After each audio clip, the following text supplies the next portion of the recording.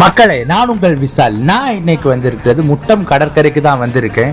கன்னியாகுமரியிலேயே முக்கியமான சுற்றுலா தலங்க முட்டம் பீச். இந்த இடம் நிறைய படங்கள்ல வந்திருக்கு. குறிப்பா சொல்லணும்னா கடலோர கவிதைகள்ல சத்யராஜும் ரேகா அவங்களும் அடியாத்தாடி அந்த பாட்டு வந்த இடம் தான் இந்த இடம். பழைய நடிகர்கள் மற்றும் இப்ப இருக்கிற தளபதி விஜய் அண்ணா வரைக்கும் இந்த முட்டம் ஊர்ல படம் நடிச்சிருக்காங்க.